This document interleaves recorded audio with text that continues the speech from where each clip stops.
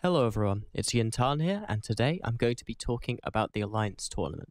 Or, more specifically, about something that I noticed when I was watching EVO 2017, which effectively serves as the mecca for fighting games fans, such as myself. I couldn't help but notice just how much work was put into making sure that everyone who watched knew about what the storylines were, from the smack talk in King of Fighters to just discussing the 6 gods of Smash and thinking about which one might win. It was something that really drew me in and just made me want to watch even more than I already did. And as such, I wanted to try and bring something in the same vein to the Alliance Tournament, looking at the teams and what they need to do to win and the struggles they're going to face to get there. And as such, as opposed to Apothene's very analytical and well-researched guides, I'm going to be giving you sort of a viewer's guide to the storylines of the Alliance Tournament in this little mini-series. I'm going to start with the people who I think are the top contenders, and note that this is just judging by past performance. I can't possibly know what form these teams are going to be in coming into the tournament, as we simply don't have any tournaments outside of the Alliance Tournament to judge their current form by. But these teams are almost expected to make it to the final weekend, and I think anyone beating them before then would be considered a drastic upset unless someone has massively fallen off in form in the past year. Still, as you'll probably see, it is a fresh year, with a different meta, new theory crafting options available, and even new captains and new members for some of these teams. But I think the best thing about this, however, is the fact that all of these top teams are simply distinct in style. They have their own ways of winning, and their own strengths, and even their own flaws. And I can't wait to see how those are represented in AT15. So, in no particular order, let's take a look at these top contenders, starting with Pandemic Legion, who is the single most accomplished team in Alliance Tournament history, with 5 wins, 9 top 4s, and pretty much a strong showing in every single tournament they've ever been a part of, apart from one of the Neos. They are well known for their theory crafting, but more importantly for their meta play, their ability to spy, outthink, and just out-mind game their opponents as something that is crazy to watch every time. They seem to always manage to get an advantage in the ban phase, and their captains just always seem to be one step ahead of the opponents. However, this doesn't make them invincible, with weaknesses in execution sometimes haunting them, and costing them very, very close matches which they possibly had an advantage on paper in. However, rumours suggest that a new captain has been chosen for the Pandemic Legion team, bringing with it some form of member shuffle within Pandemic Legion. And whilst this isn't an unusual thing, with Pandemic Legion having changed its captaincy in the past and walked away none the worse for it, the question of if this new captain can still lead Pandemic Legion to victory without some of the tournament experience the previous captains have had remains the biggest question hanging over the team. In addition to that, we're going to have to see if this new Pandemic Legion team can continue their domination of rivals Hydra Reloaded, who are arguably the only team that could potentially challenge Pandemic Legion during their streak of victories a couple of years ago. And then the simple but billionist question: can Pandemic Legion reclaim the title after so narrowly missing out last year? It was a 2-2 series at one point, with one of those losses being due to server errors. Can they prove that that was just a one-off and sit back on the throne that they desperately want? The next contender to that coveted number 1 spot is Hydra Reloaded, a team that's managed to be banned twice in both AT10 and AT13, both times for collusion, back on the scene under new and improved rules regarding collusion. That said, those responsible for the collusion have been replaced within the team structure. A new captain and new member base has been founded by Big Daddy Blue Melon.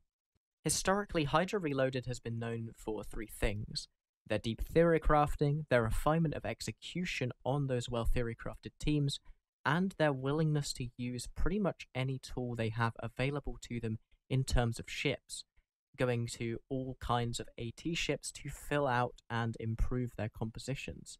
And this is something their new captain, Blue Melon, will exemplify, having been not afraid to bring a state-issue Raven worth nearly 3.5 trillion ISK into the Alliance tournament last year during his stay on the Pandemic Legion team.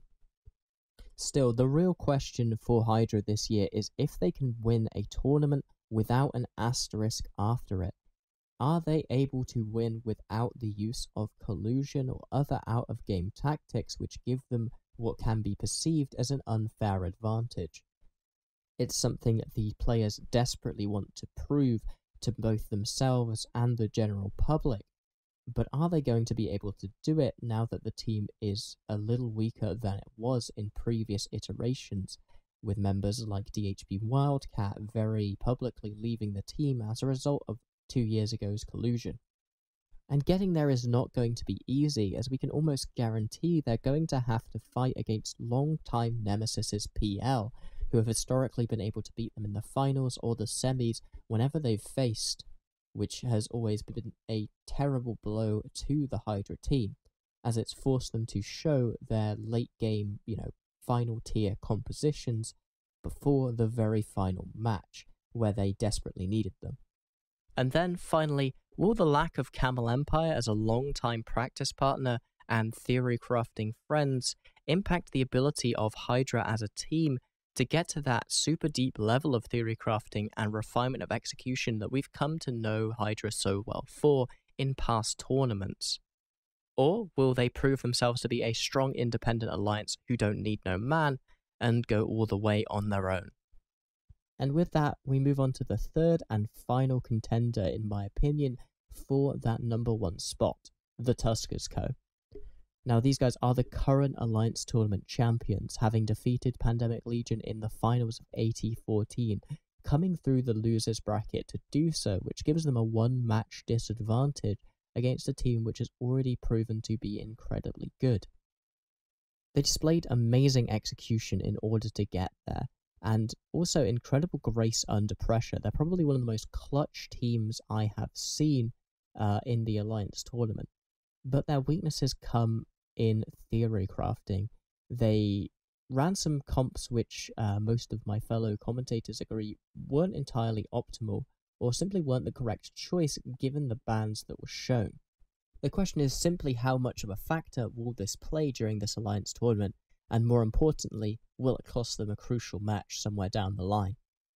In addition, I absolutely have to mention these server issues which helped to deliver Tuskers' victory last year, with several members of the Pandemic Legion team disconnecting during a critical match, which allowed Tuskers to go from a 2-1 deficit to a 2-2 draw, which they eventually converted into a 3-2 victory over the Pandemic Legion team. One interesting factor that is in the favour of the Tuskers team, however, is the fact that they have had no major changes since AT15, keeping the same captain, the same core, and the same general roster of players between their victorious AT14 team and their AT15 team, which is going to put them in a great stead against the reformed Pandemic Legion and the newly reformed Hydra Reloaded teams, both of which are relatively fresh to the AT in terms of working together and coordination, both of which are as important or perhaps even more important than the traditional metrics of what makes a good team, such as raw player skill and theory crafting. However, in my opinion, the greatest question hanging over the Tuskers' head is, can they show that their victory against Pandemic Legion was not a fluke, and that they are as clutch as they seem, and that their execution is as strong as it seems, even against such a good team as Pandemic Legion. I look forward to seeing these two teams butt up against each other in the top 8, and man, that is going to be an amazing rematch if it does happen. And this is obviously something that's going to be very important to the Tuskers as they attempt to retain their AT championship. And honestly, for me, this is one of the biggest storylines of the whole event.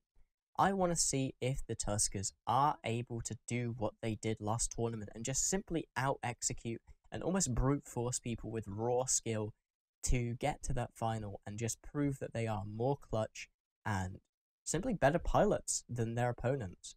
It's something that I love watching. I love watching their style especially, just relying so much on that raw player skill and their coordination.